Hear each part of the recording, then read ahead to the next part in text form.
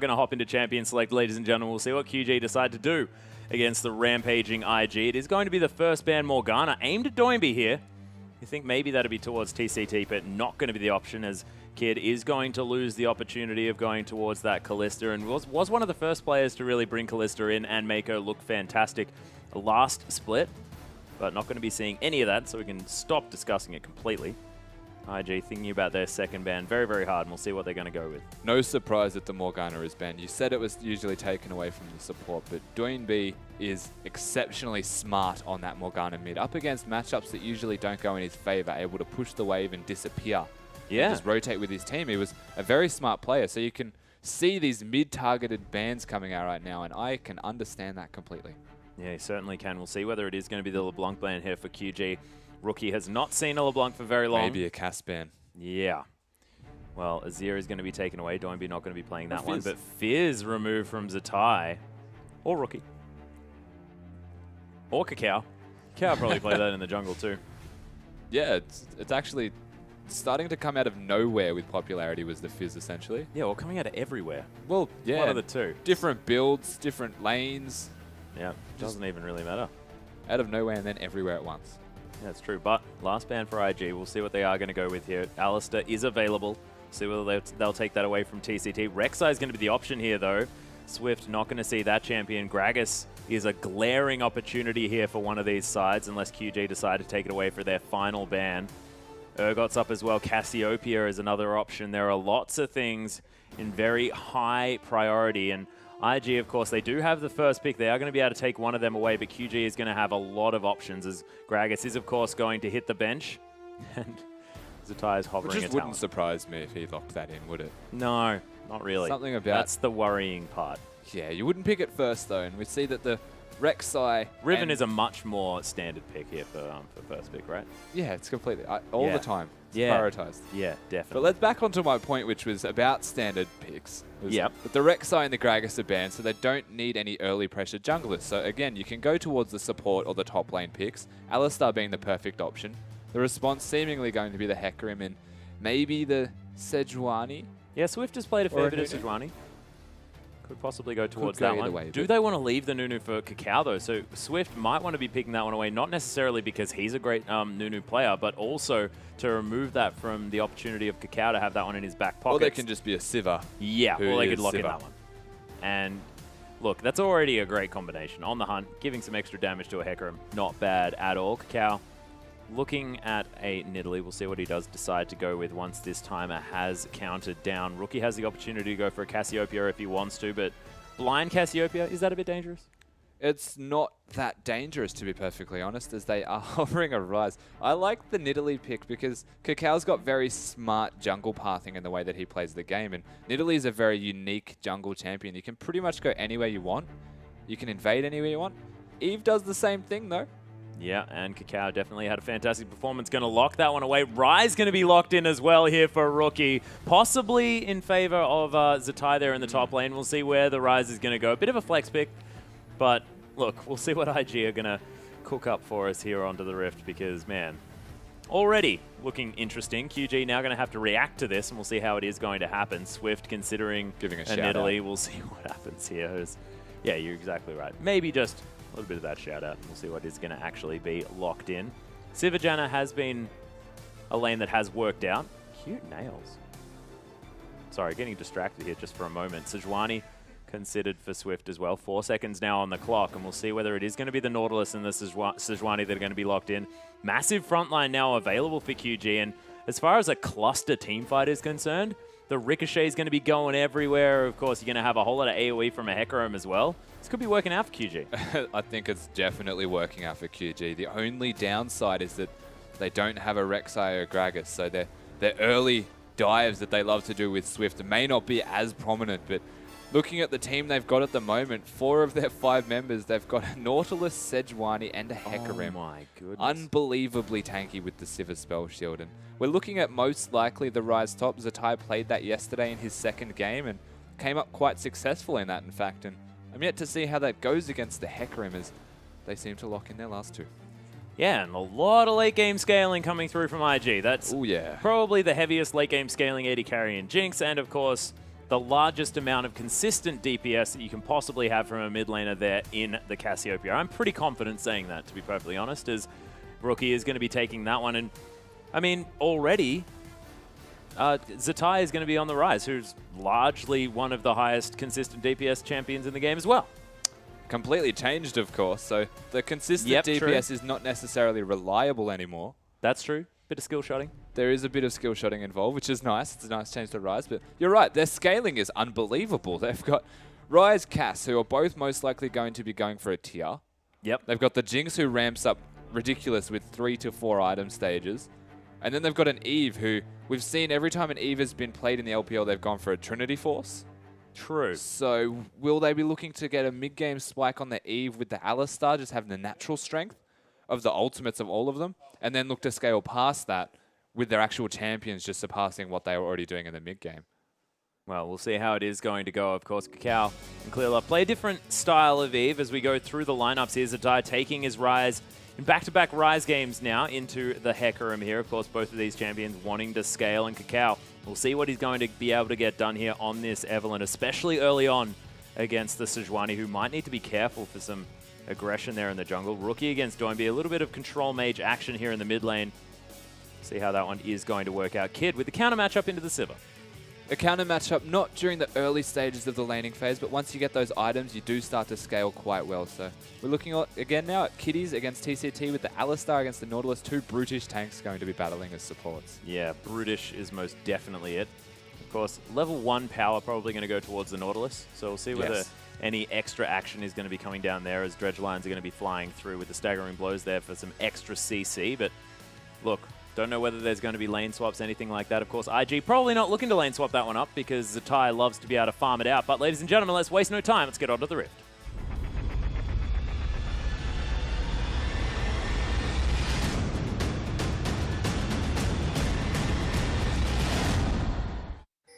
And here we are already into it as QG are stacked up as 5, heading towards this top side of the map. Zatai might need to be careful as he gets some vision down early on. I have some questions. Oh, yeah? They've gone for the Jinx Alistar, which is, as you mentioned, a quite weak level 1 lane. So they might want a lane swap, but then they're not going to. But QG seem to be aware of this fact that you don't want the Rise free farming against the Hecarim because it scales really well. Even though the bot lane's going to lose, they seem to be wanting the 2v2 matchup. They want to just win their lanes almost. It's really weird that they... Because it's like such a big risk to lane swap is the point that I'm making. Yeah, okay. You put Zatai in a 1v2, it'd be horrible. But if you leave the 2v2 in the bot lane with the AD and support, it's going to be really difficult for IG to get through the laning phase early. So it's either way, it just feels like they're going to lose out something. Yeah, the lesser of two evils. So they have gone for the lane swap is what is important here. QG, they want to sacrifice a lot of the Rise's carry potential or scaling timings. Hecarim has the smite. So it's going to be a lot better for them in getting farm onto that solo top laner. But then they're also giving the Alistar and the Jinx the free lane. Well, we'll see how it's going to work out. Of course, the 2 members on the bottom side of the map going to give IG a little bit more control over the dragon as well, I guess is something to mention. QG going to be starting off on this blue buff. Same thing going to be happening here on the other side as Kakao able to line up the little sentinels, being able to take them out with some hate spikes as well as Kakao locks down the blue buff there as Zatai now going to start off this Grom. So we'll see exactly how this one's going to work out moving forward, but QG hard pushing in the top lane. Yeah, doing what the Sivir and Nautilus should do. They freeze, they freeze a wave. You get the second wave to come through and you can choose to either push with the second wave or wait for the cannon where you're able to take the tower in one go. Well, Kid is also going to be freezing this one out as well. I considered the fact that they were a little bit further up in the lane, but of course they did decide to leash those minions just to make sure that they were hitting the right targets and getting that freeze exactly where they wanted to. Rookie with control of this wave, though. Doinby in a bit of trouble now, getting hit by poison after poison. Rookie going to like the passive stacking up on that one. Serpent's Embrace. Doinby trying to do some work last hitting under turret. Orianna, known for her ability to last hit under turret, but takes a little bit of getting used to, and Doinby nailing it this time around. Also uses a lot of mana, which is quite a big deal into the Cassiopeia match. If you don't get all of the last hits, you don't get that Doran's ring starting to give you mana back on every single one, the pressure might overwhelm you. You start to run out of mana very quickly. So important that you actually get all of the last hits in this matchup. Yeah, and it looks like IG actually going for a full clear of the jungle, now heading towards the bottom side of the map. We'll see whether they are going to go for the hard shove, the fast push.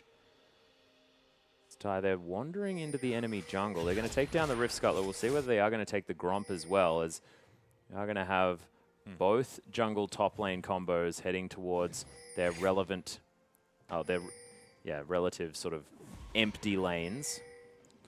And hard shoving is going to happen. Here's the thing, though. Ryze has 1 CS. Now, Hecarim does only have 6 as well, but they are in jungle camps because he has the smite. So he's got some gold. Ryze, who wants the scale, who really wants to ramp up with items, has a single CS right now. 1 last hit. And that's not a position you ever want to be in as a Ryze, so he's sacrificing a lot of item timing because of this lane swap. So it is a smart decision, and that was close. Yeah, it was very, very close. Unlucky. The Arctic Assault damage not coming through, but of course, we do have a fair bit of smite action there available, so Swift's going to lock that one down. IG going to take a relatively early dragon here at 4.5 minutes into the game, as TNT going to just tank up this wave, get another one in motion.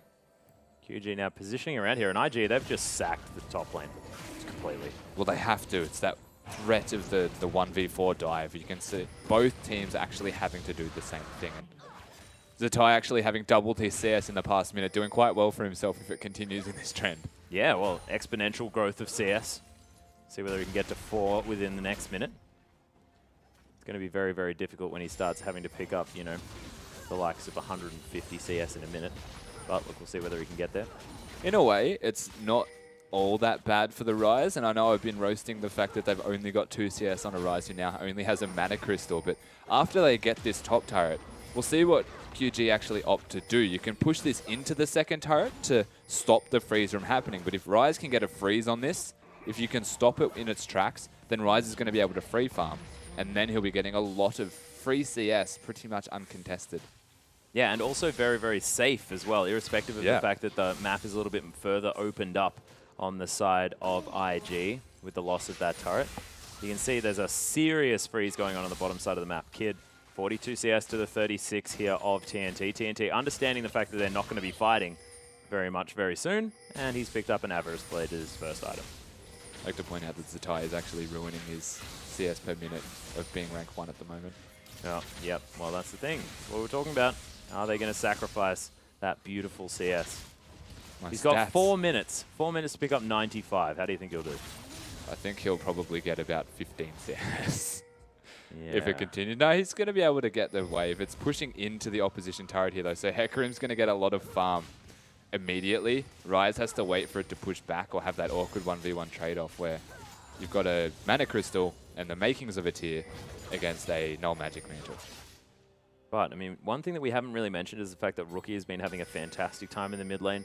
12 CS in the lead now, 51 to 39. Now has the tier in his back pocket. Has picked himself up a Ruby Crystal. So we'll see what he does decide to build out of that one. Of course, Haunting Guy is a great item. Can go towards Ryle's Crystal Scepter as well, just for some extra CC. As Zatai, as you mentioned, shoving this lane into the turret here. V able to pick up all of the farm that he wants. In fact, smiting down the farm that he can't necessarily guarantee. Not too bad. You've got to love having smite for that purpose. And you're right, Rookie's having a really good time in the mid lane right now. The CS advantage is only 10, but it's CS advantage with a tier compared to a chalice. So having the magic resistance on the side of Doing B is not providing a whole lot for him besides the mana regen. Whereas having the tier, it's starting to scale up and ramp up almost for free. Yeah, well, Rookie, of course, continues to have the pressure in the lane. That is going to be the blue buff going down for both of these sides. 400 gold in the lead is QG, so working out is the lane swap as far as the money is concerned. And with the Avarice Blade there giving some extra gold and the fact that this Hecarim's been able to pick up some more farm is working out quite nicely. Zatai probably wants to go back and... Oh, actually, TNT might be in trouble. Super Mega Death Throw comes through for not too much damage as he is able to use that minigun in order to get some work done here, but... Nice little engage there from IG on the bottom side, but nothing going to come from it. Really, really aggressive item buying here from the side of TNT. He has gone for an Avarice Blade, first and only item next to the Dorans. You compare that to the BF sword that has now been finished on Kid. No wonder they just went as hard as they did, because they can win a fight convincingly. And if you're on the side of QG right now, you're probably not looking to fight for the next 5 to 10 minutes in any lane, really, besides top. And that's probably going to suit IG here, who we were talking about, you know, has a decent scaling team comp with the likes of Cassiopeia, Ryze, and Jinx. Yeah, that's true. They do scale very well. So the longer that this takes for QG to hit their item spikes, the longer they can start. The longer it takes before they can control the map, the better it starts to look for IG. Yeah, and another thing, Swift has been able to get through this early stage relatively unhindered, has picked up all the farm that he likes, and the lane swap is going to help out this Sejuani just because she does have a difficult time in the early parts of the game. And now he's able to pick up any farm that she wants, make sure that she can get to level 6, and has made it there, of course, as well. So that Glacial Prison is going to be there for the next fight. And we'll see whether IG can put pressure on this next dragon. Up in another minute and a half, approximately. It's going to be... Oh, misses the cannon creep. Unfortunate stuff. Looking out. Stacking the tier. And what do you think that this Ruby Crystal is going to build into?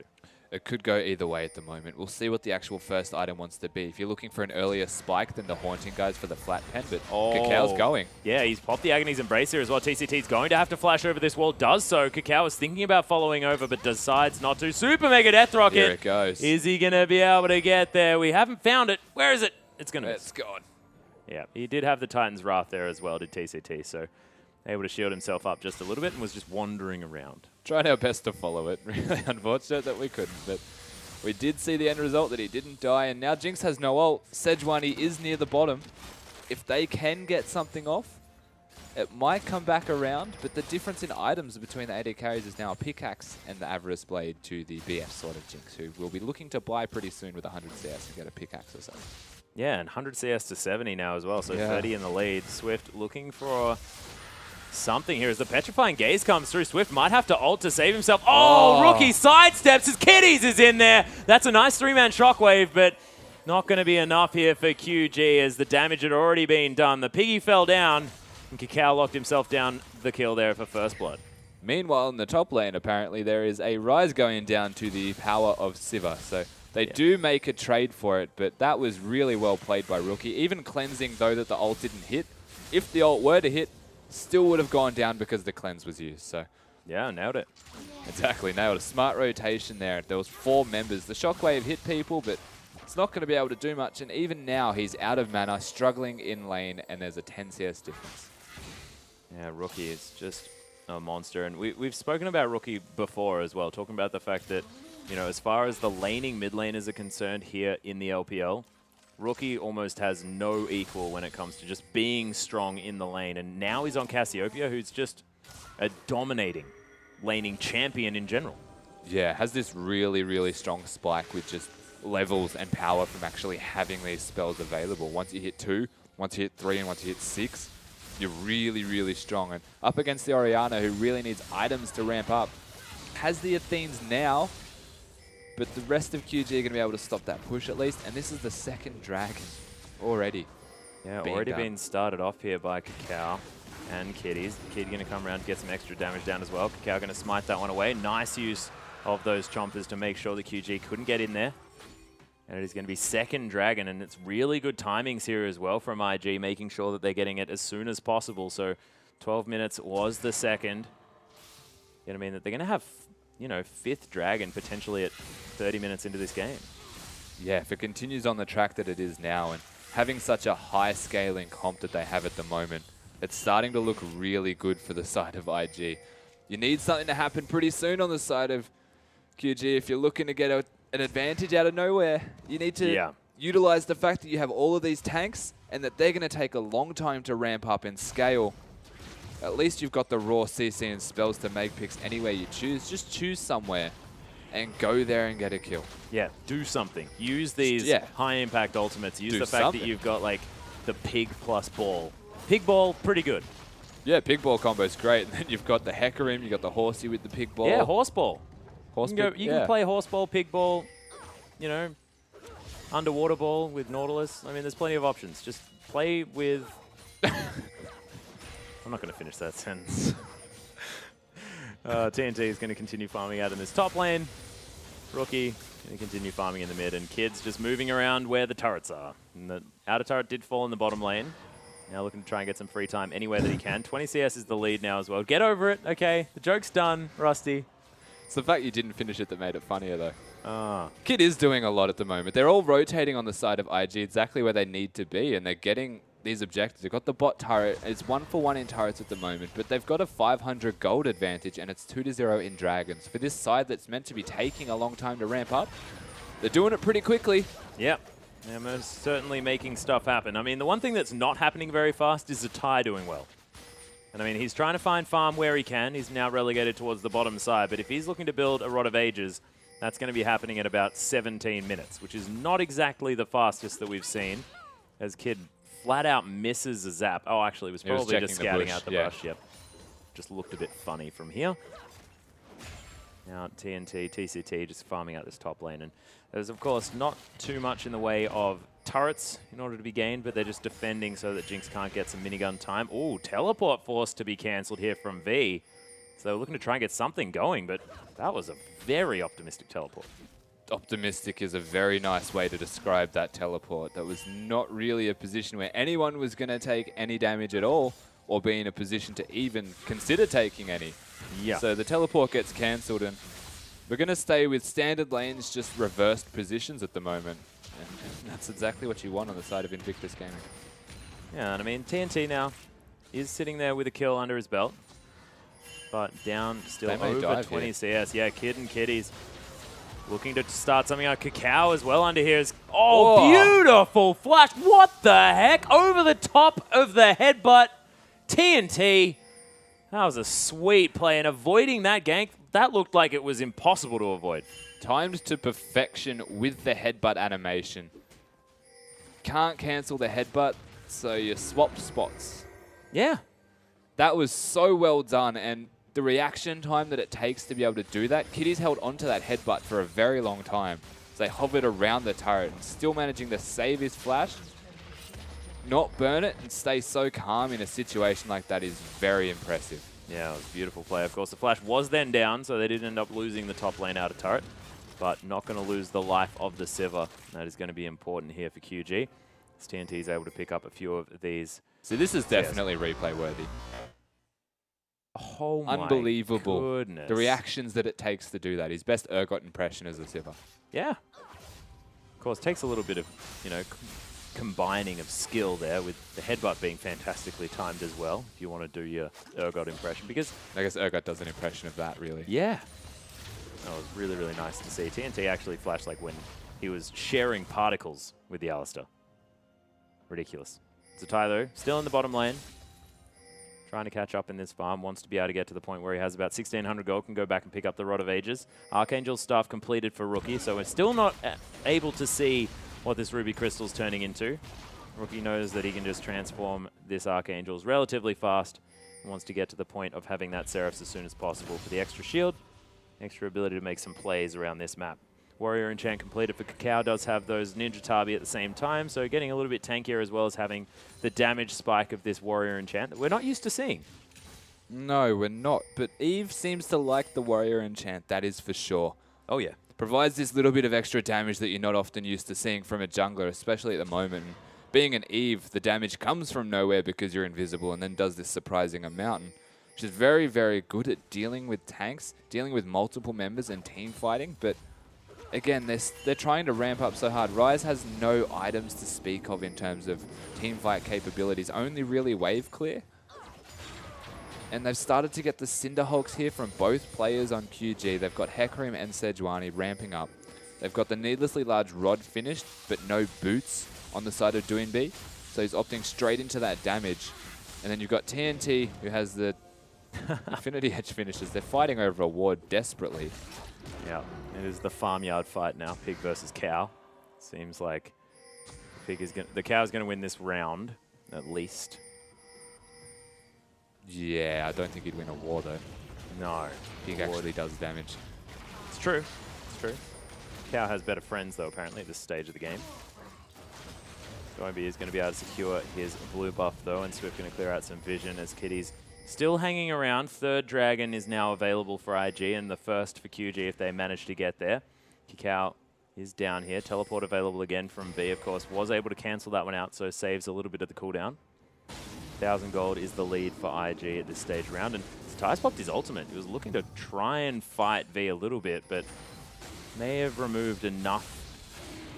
Oh, teleport actually being used here by V, wanting to try and get in amongst it. There's the ultimate as Kid's just going to try and get everyone out of here. Unbreakable has been popped as Kakao, not exactly the tankiest member here, but the Shockwave going to be flashed out of the way of the Dragon. Ended up falling though, and IG locked it down, and they only lost the cow.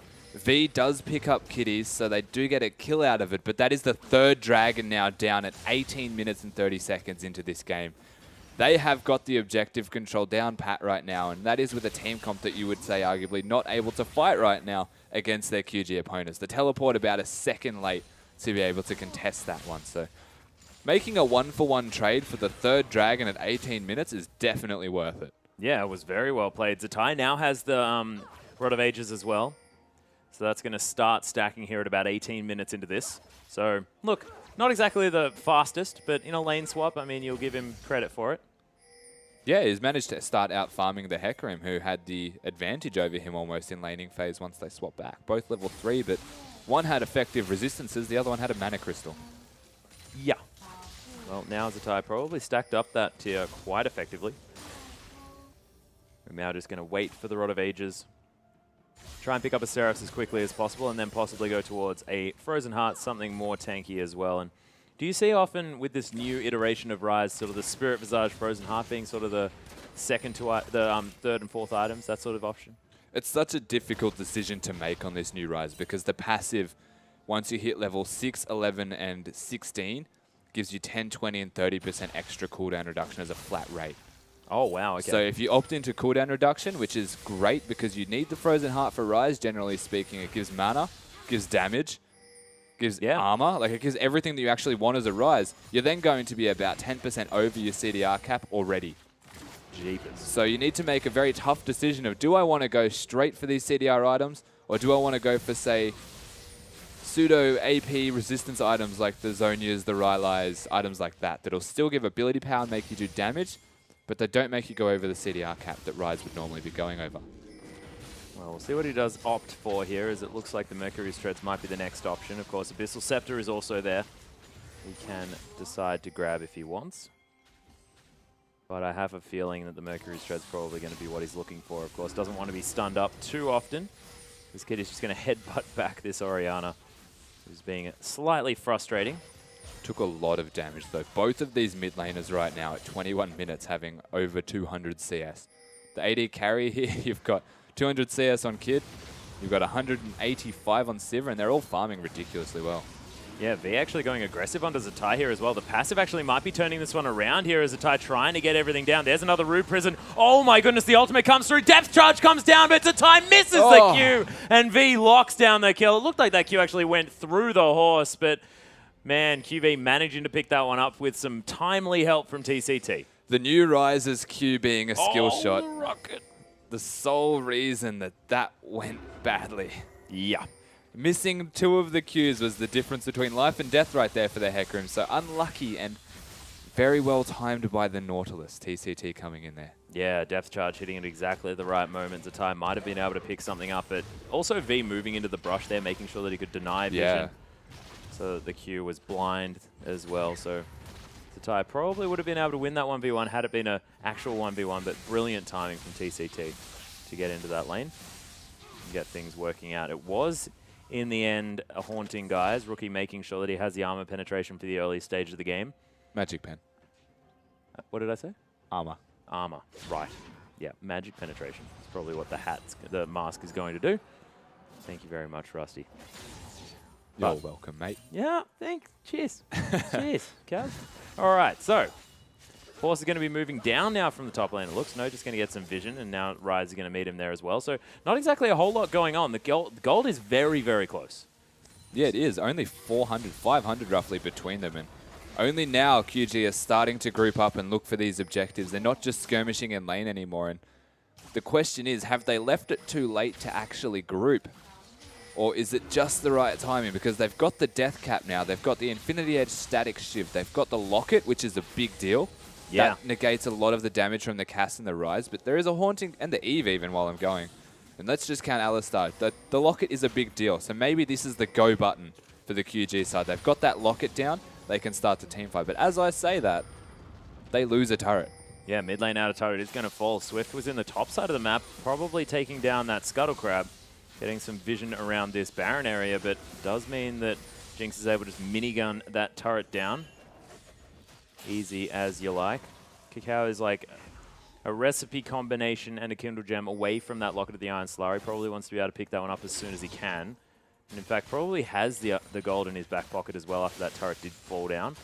But, I mean, this guy on your screen right now, Kid, is probably what IG are waiting for. They're waiting for him to pick up the Berserker's Greaves, possibly even that last Whisper, before they really start fighting, because the Jinx is going to be a huge problem for QG. The massive range going to mean that they have to really dive into that backline to get stuff happening. Yeah, and the fact that they're stacking MR indicates that they're looking to kill Kid first. So coming into these team fights within the next 5 to 10 minutes or so will be about if they can kill Kid in time, or if Kid is going to just completely blow a fight out of the water and destroy the QG side.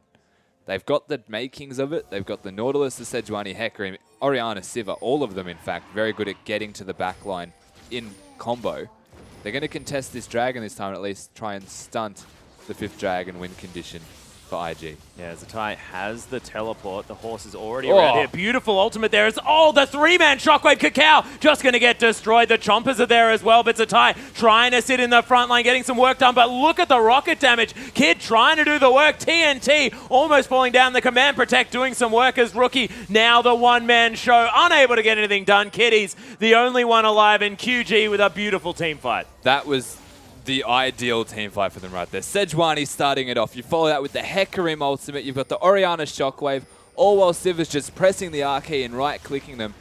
Wow, that was a great team fight for them. Almost turned around by the side. The petrifying gaze and the amount of damage that the Jinx was doing was phenomenal. But because they initiated that fight so well, though we questioned the timing on why they decided to team fight, they've completely turned it around. They've got themselves the Baron.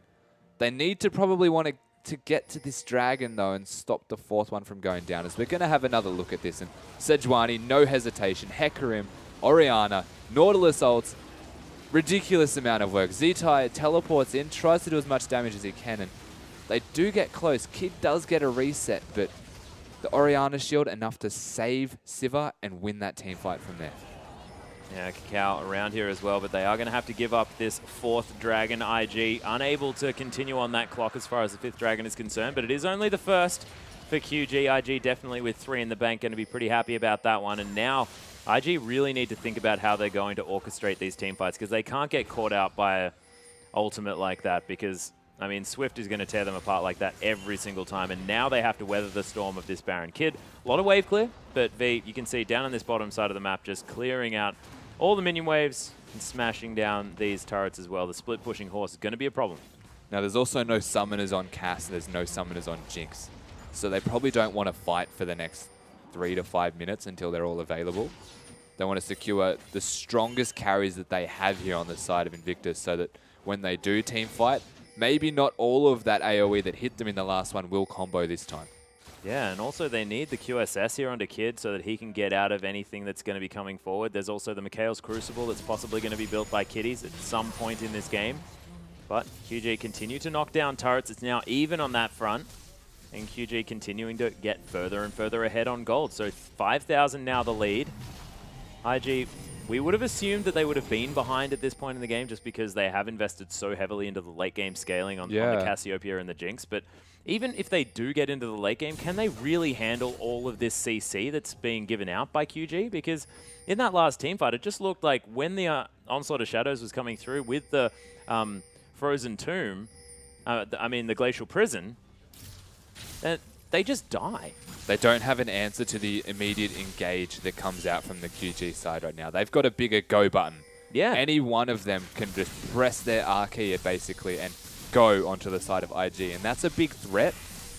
But the damage that IG put out from every single member of their side, including Cacao, and the only exception is probably going to be Kiddies, who is a support on Alistar, they're all doing immense amounts of damage. So, speaking Onslaught of Shadows in here as well as TNT looking to try and get some damage down to Zatai. Zatai just continues to do all of his buttons all over everything. And the horse is going to be using that Spirit of Dread in order to get himself back up to safety as well. Cacao trying to find a flank in this fight. But everyone on QG just moving around systematically, destroying turrets on this map. The fourth probably going to go down here in the mid lane as TNT has managed to make his way around there. That's going to fall. The ball now in a decent position as well as IG. Just damage control over and over again. Baron has fallen off now, so QG they have to take their foot off the gas just a little bit, but they utilize that Baron to great effect this time around. Yeah, that's right. Oh, actually, that was a flash from Kakao. As What? the depth charge comes through. There's Doinby landing the kill. The Super Mega Death Trigger comes through on the exhausted Doinby, but Kitty's trying to get in amongst it. It's a tie. Gets exploded. Double kill for the Orianna. That's going to be one picked up for Swift as well, as heal's going to be popped from Kid, looking to try and get something happening. Oh, Rookie might be able to turn this one around. Swift overly aggressive as Rookie locks down the kill. But the rest of QG looking to try and get something done. QG using V there to tank up the turret. TCT probably didn't want to actually let that one connect as the poison lands as well. They have to be careful. Not going to be able to transition into too much now either. Swift actually suiciding a little bit there, causing his team to not be able to continue to siege the mid. Maybe the better option was to utilize that you've got minions pushing in the top lane and take the inner turret there. But instead, they've opted to go towards the mid lane. They do get a free kill essentially onto this Sejuani. Swift going a little bit too deep. But on the back of that team fight, it almost felt like Eve misclicked the flash. Because she flashed and started to run away instantly and then was like, oh, I'm in a bad position, better press ult, and just died. I wasn't entirely sure what that was. It was a strange one. It was definitely a unique maneuver. Zatai is going to clear out this top wave as well. Rookie waiting to try and pick off TNT. Just going to back away. Wanted someone to try and face check, the only way not happening. Would be if they face checked the bush. You can't walk out of the bush and try and 1v1 someone with a spell shield and summoners. Yeah, and then Rookie deciding that Swift probably a little bit too much to chew. As Cassiopeia might be in a little bit of trouble now as well. Maybe forced to use that flash to get over this wall. Is going to use it. So not sure what Rookie was doing. Making a very cheeky attempt at a play right there. If they did, if Siva face checked that bush, it would have been big for them.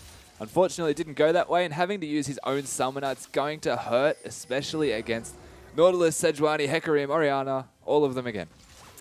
Yeah, QG now setting up for a bit of a siege here as well. Whoa. Oh, wow. Boomerang doing some work. The shields from the Command Protect and, of course, the Bloodthirster for TNT. 3-0 and 4 now on this Siva, so doing great. The inner turret now going to fall down, and looks like QG, they've got the control that they were looking for. That 10,000 gold now the lead for this lineup. Baron going to be up in another minute. Minute also on the Dragon approximately as Zatai now going to clear out this top wave. Oh, TNT, wow. He's got caught out. That's the Siva dead. Kid's going to get excited there as well. Flame Chompers come through. V now finds himself in an uncomfortable position as Zap not going to land. And IG, they get a pick, but are they going to be able to translate it into any more? Might be their fourth Dragon. And possibly even a red buff here at the same time, and some much-needed map control back here in this game. TNT with all of his summoners and the ult available getting instantly destroyed from what looked like a headbutt pulverize combo with I think it was a flash the pulve. flash pulve from Alistar to initiate that to start with. Going to be a big moment of relief for this side of Invictus Gaming, and they do scale really well. This is something that you need to keep in mind this entire time is they're about to go for, at the very least, fight for this fourth Dragon.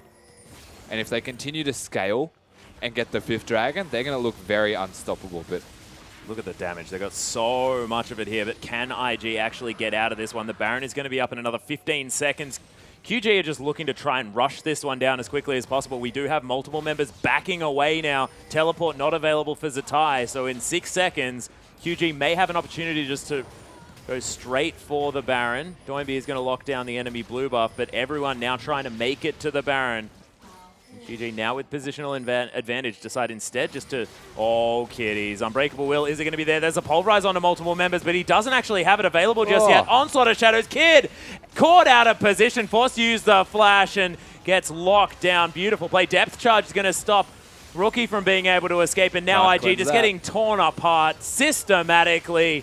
And they're going to break the base, and is that going to be all as 3 members dead? Zatai and Kakao, the only ones remaining here on IG, and just looks like the team comp just didn't do anything that it wanted to in the late game here for IG. Might have just been a drafting problem for these guys, because QG just looked like they knew exactly what they wanted to do, knew exactly what they were capable of, and they just did it. By the time they got to this late game stage, the gold lead was a massive difference as they're still fighting and diving here. But yeah, oh my goodness. That's what happens when your Orianna gets items, ladies and gentlemen. Haven't necessarily seen it since rookie, but man, Doimby's doing some work this game. Kakao trying to hate spike his way around as they're focusing the Nexus turrets. Oh, the piggy does fall down as Kid is able to pick that one up. TCT now is going to fall as well. Kid trying to do some work here. They're focusing on the Nexus, but triple kill now. But no, not going to be enough. V with a final auto attack locks down the Nexus kill, and QG continue the rampage. Their side looking very strong. They were waiting on that item spike, and once they got the locket onto the Sejuani, they hit the go button. Yeah. They went all in. They won a massive team fight for the Dragon. The 4th Dragon being contested. They come out ahead. Almost barely, but the fight went so well for them. Suddenly 5,000 gold lead. Get the Baron, translate that into a 10,000 gold lead, and just, as you said, systematically just remove them from the game. And the scaling comp of IG had no response to them. Yeah, and the scaling comp was there, but they didn't have any scaling tankiness. They had scaling damage. They had an Eve. Plenty. They had masses of it. So damage was definitely something that they weren't lacking, but when you've got an Evelynn who has no hard CC, you've got Agony's Embrace so that you can at least make yourself tankier and slow people down, but that's about all that you're doing. And they were relying entirely on kitties in order to get anything done, and it just wasn't enough CC, because when you're dealing with the likes of a Sejuani who can lock up a whole team, plus an Orianna who then has the Shockwave, and it was basically a field day for Doimby. He was just throwing the ball around, getting everything done. That's right. If you're banking on having one tank in the late game and having the Warrior enchant Eve against what is this massive wombo comp of AoE from QG, it starts to look a little bit underwhelming if you get behind. And once tanks are ahead, they stay ahead. So you can see one big team fight in favor of them, and then the rest of the game was a whitewash. Yeah, it most certainly was. But we'll see whether IG can turn it around or whether QG are going to go for the clean sweep of what looked like one of the strongest teams here in the LPL. Make sure you stick around. We'll have a short break. We'll be back right after that.